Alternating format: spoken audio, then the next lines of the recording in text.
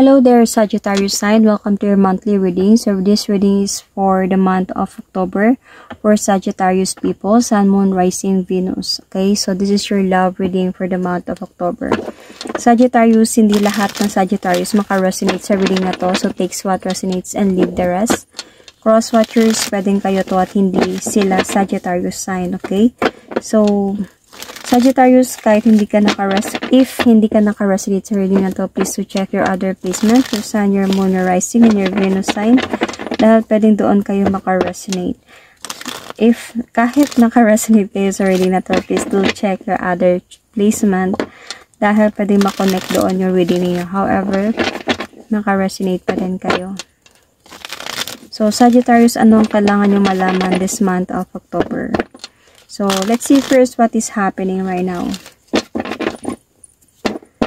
Okay, what is happening right now? Sagittarius.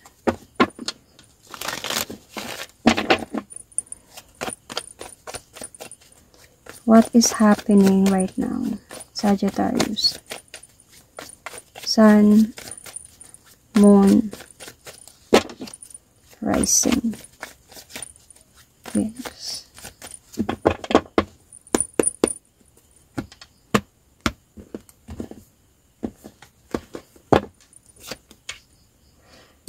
Your card.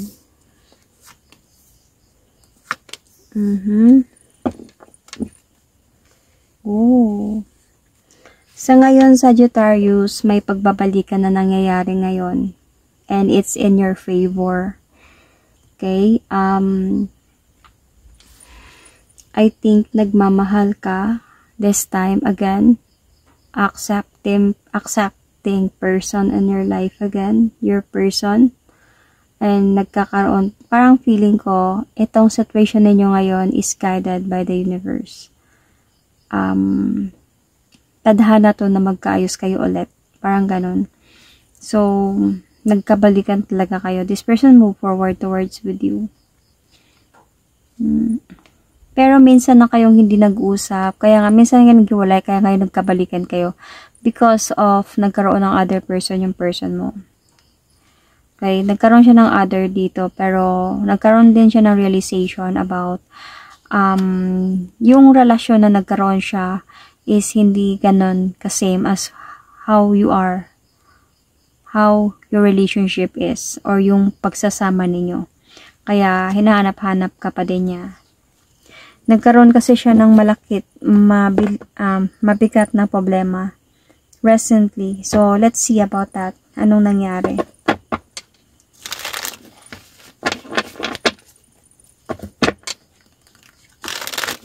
So, ngayon, nasa balance connection kayo ni person. So, you might be dealing here with a Cancer, Scorpio, Pisces, same Sagittarius sign, and all the signs are here anyway. Any signs na kung kanino kayo naka-resonate dito. Any signs, if naka-resonate kayo dito, any signs yung partner ninyo could be. Kasi nandito si Wheel of Fortune.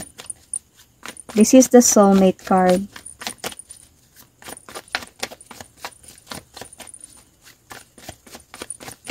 So, what happened?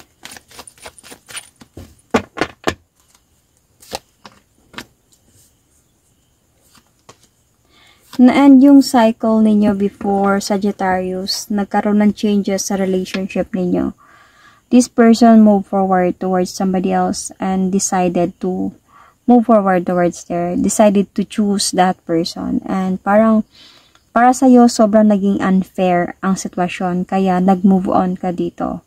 Pinakita mo sa kanya yung worth mo, na deserving ka, nag-move on ka, inayos mo yung buhay mo dito. Like, it seems you show this person that I don't care, choose that person, mas deserving ako, parang ganun. So, until sa nagkaroon ng realization dito yung person mo, namulat siya sa katotohanan dito that yung relasyon pala namin dalawa ni Sagittarius are, we are still very much in love, or mahal ko pa din siya, and maganda yung relasyon namin, but sinayang ko. Parang ganun. Kaya nag-message siya sa'yo, or nakipag-communicate siya sa'yo, at nakipagbalikan sa'yo. Since you, Sagittarius, mahal mo pa talaga yung person na yun, You are willing to come back, you are willing to accept and willing to give your love again unconditionally. So, tinanggap mo siya. So, right now, okay na kayong dalawa. Okay, you could also be dealing here with an Aries, Sagittarius, Leo, Taurus sign as well. Leo sign is here.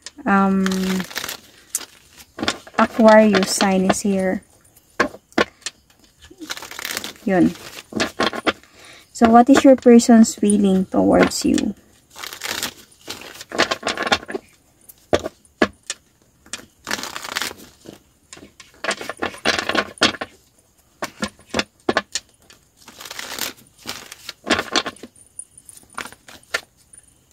Masaya. Celebrating.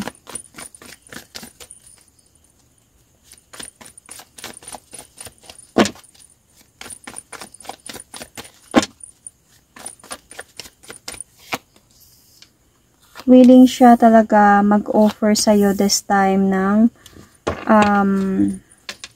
commitment, goes together, promises,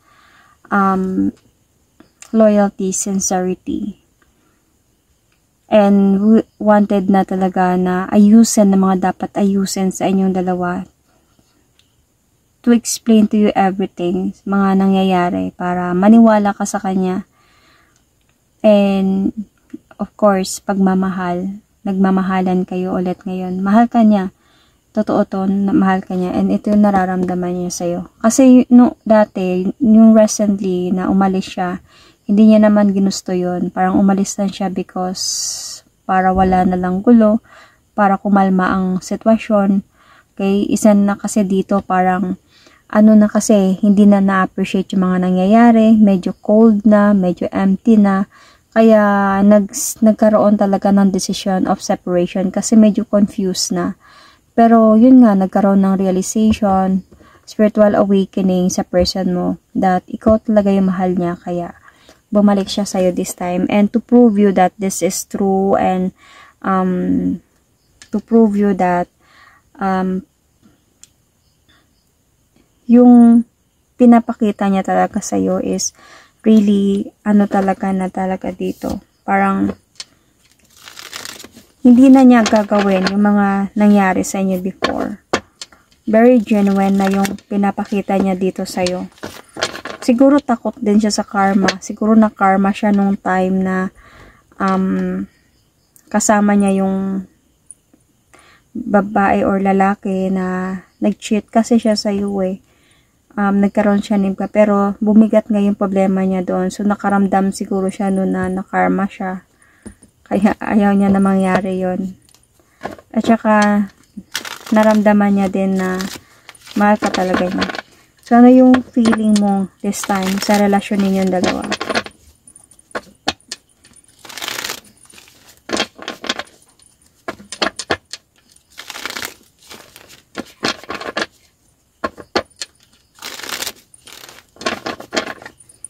So, ano yung feeling mo this time, Sagittarius, sa relasyon na meron kayo, sa pagbabalikan ninyong dalawa, sa pinapakita ni person mo ngayon sa'yo?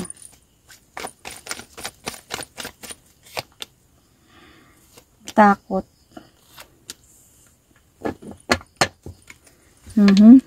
The Two of Cups and the Lover's card.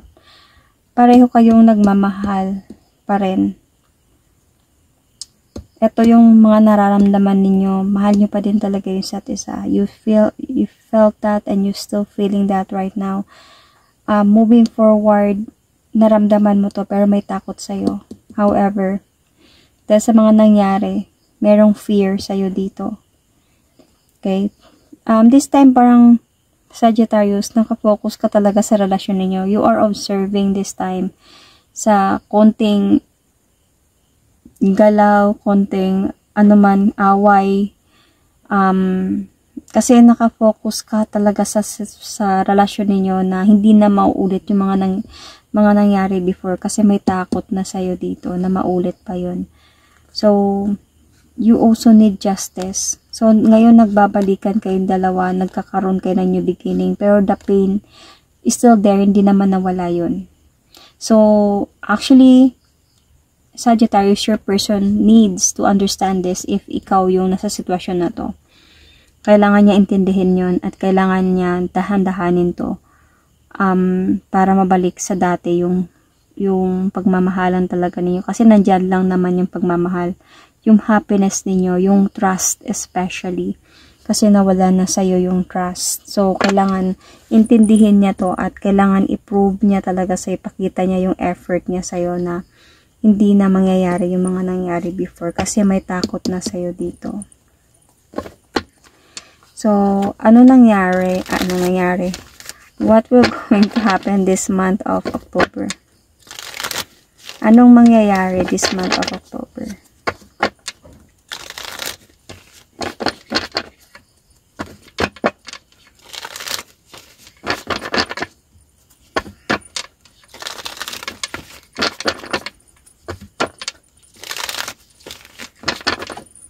So, anong mangyayari this month of October para sa mga Sagittarius sign?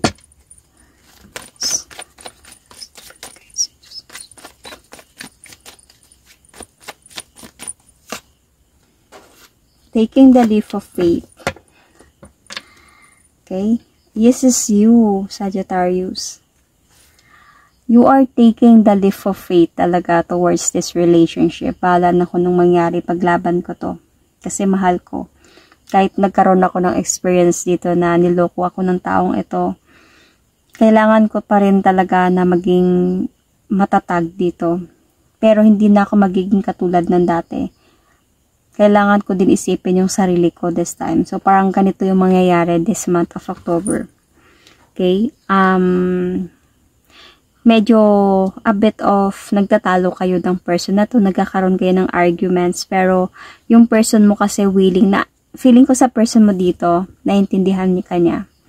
Naintindihan kanya and hinahayaan kanya na magiging ganun ka. I mean, not hinahayaan, like, naintindihan kanya na pag nagiging ganun ka, parang hindi siya katulad noon na lumalaban din siya sa fight.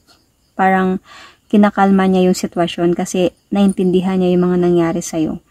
Kaya nandito, nakita ko this month of October, yung person mo, ipapakita niya talaga sa'yo yung time and effort para sa yung pagmamahal na persigido na talaga siya to be a responsible boyfriend or husband or a live-in partner to you.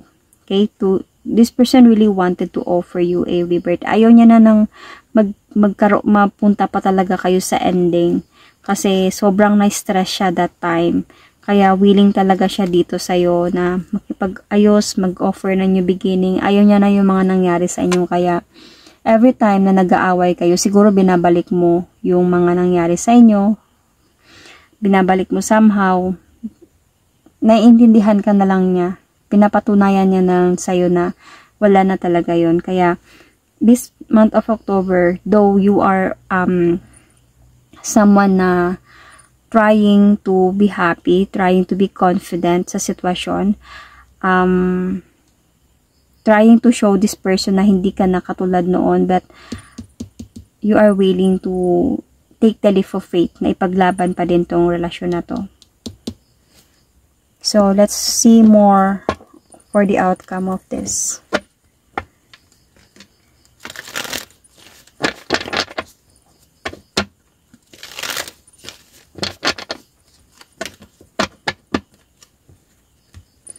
Sagittarius, you might be dealing with your soulmate already.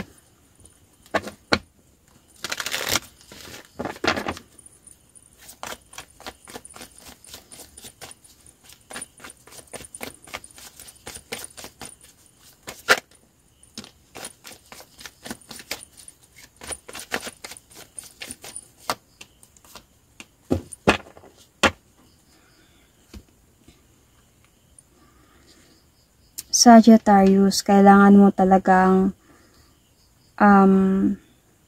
somehow, sometimes, wag mo masyadong pairalin yung ugali mo na lagi mo siyang inaaway dahil sa mga kasalanan na nagawa niya. Kahit na nakikita mo na nagbabago na siya. Kasi ito yung nakikita ko sa'yo dito. Kasi baka naiisip palagi mo siyang tinatanong baka may tinatago ka pa sa akin, baka may ganun-ganun. Kasi mayroon ka ng takot dito. So, baka mabibigat. Yung mga away nyo baka lumala and bumigat yung sitwasyon ninyo. Imbis na mapunta na kayo sa new beginning. Kasi willing na yung person mo. Okay? Tao lang din naman yung person mo. Willing talaga siya towards a new beginning with you, to move forward towards with you. Pero, if you keep on asking this person about the past, kung kayo pa ba, kung niloloko mo pa ba ako, I want justice, gusto kong ganyan. So, mas lalong bibigat yung problema ninyo dito. Makakaramdam siya dito ng mapapasa niya yung problema ninyo because of what you are doing. Kasi willing, honestly, if you don't know about this, willing talaga siya na Sagittarius even to marry you kung hindi pa kayo kasal. Gusto niya na talaga na ikaw na talaga. Baka madadaan pa kayo dito in the future sa separation again because of this. Pero alam mo, still this person wanted to be there for you. Kahit papano, itatry niya pa din. Kaya maybe you are dealing with your soulmate already or with your twin flame connection. Okay, so I will going to pull an oracle card. This is an angel answers. Message from the angels, oracle card. So, yung message ng angel dito, pwedeng connected sa reading ninyo, pwede namang just some message for you, Sagittarius.